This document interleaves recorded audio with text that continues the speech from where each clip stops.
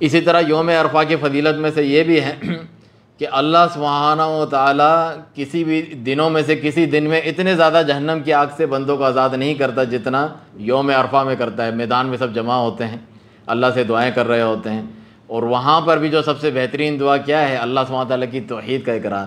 تو رسول اللہ صلی اللہ علیہ وسلم نے فرمایا کہ بہترین دعا میں نے اور جو پہلے نبیوں نے کی وہ کیا ہے؟ لا الہ الا اللہ وحدہ لا شریک لہ لہ الملک ولہ الحمد وہو علی کل شیء قدیر، کہ اللہ سبحانہ تعالیٰ کے سوا کوئی عبادت کے لائق نہیں، وہ اکیلا ہے، اس کا کوئی شریک نہیں، اسی کے لیے ساری بادشاہت اور ملک ہے، اسی کے لیے حمد ہے، اور وہ ہر چیز پر قادر ہیں۔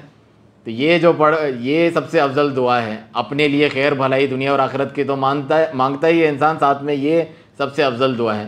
شیخ صالح الحیدان رحمہ اللہ فرماتے ہیں کہ اس میں تو اللہ تعالیٰ کا ذکر اور اس کی توحید ہے، اس میں تو دعا نہیں ہے، کیونکہ ہم دعا اسی کو سمجھتے ہیں کہ ہم نے اللہ سے کچھ مانگا ہو کہ یہ چیز ہمیں اللہ دے دے، اس میں تو ہم نے اللہ کی تعریف کی، اس کی توحید بیان کی، مانگا تو کچھ نہیں۔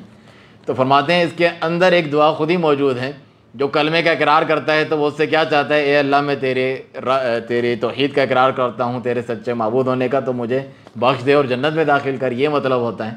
جبھی تو احادیث موجود ہیں جس کا جو توحید پر زندگی گزارے اس پر اس کا خاتمہ ہو تو اس کے لیے جنت ہے، تو یہ بھی دعا ہے۔